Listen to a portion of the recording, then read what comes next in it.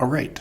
So in part D, we're going to introduce a model of common resources. We're going to talk about what common resources truly are and introduce some new tools for how we can understand behavior in the context of common resources.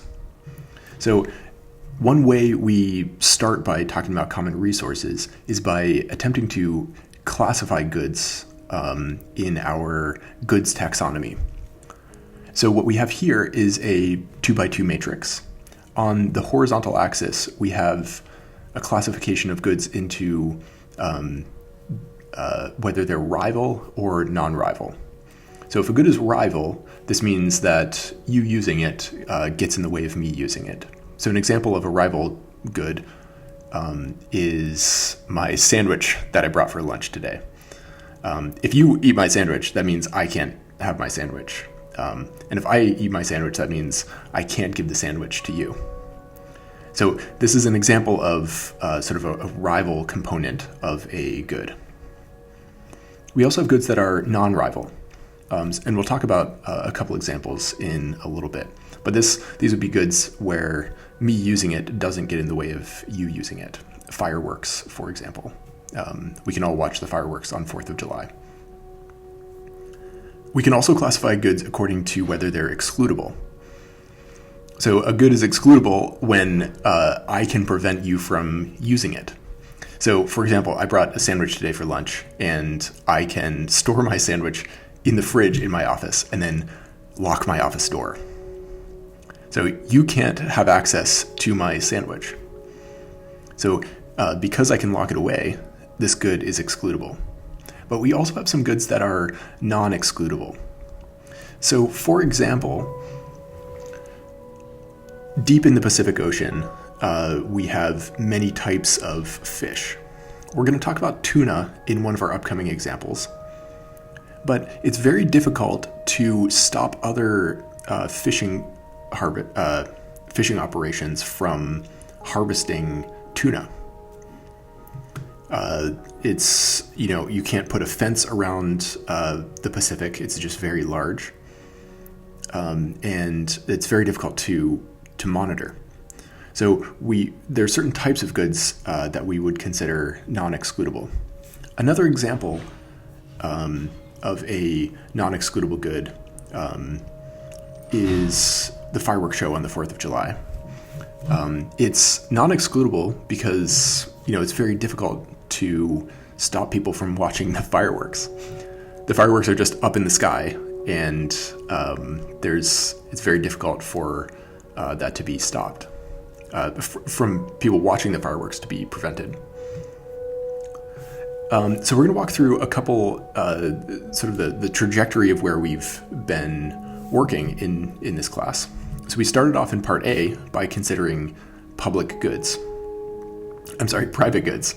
Goods that are both rival and excludable.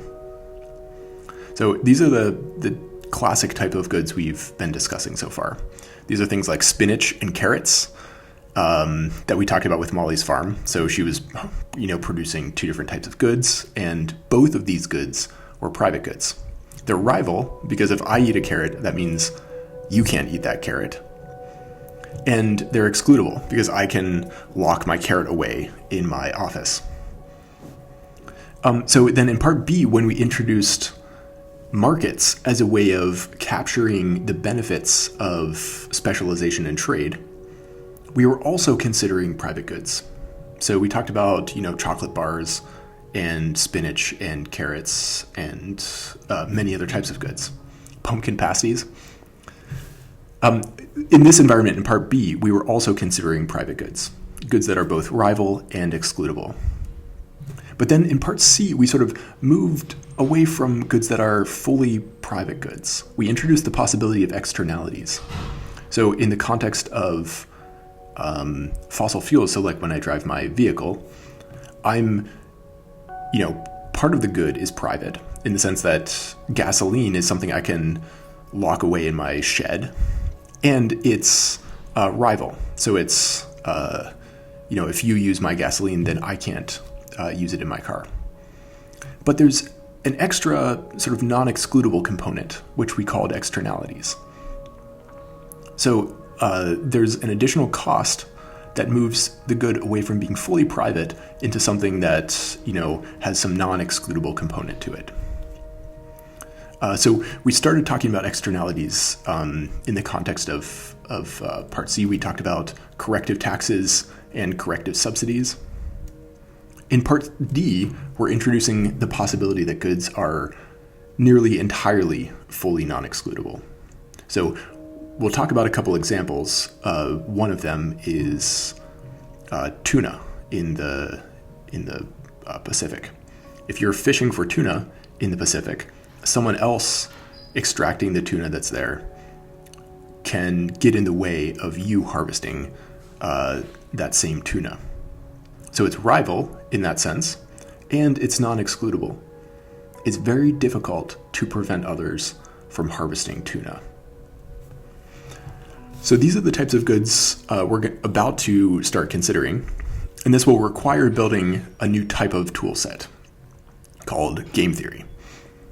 And then eventually we'll also talk about public goods, but our first application is with common resources. So in the next video, we're going to introduce a baby model of game theory. I'll see you there.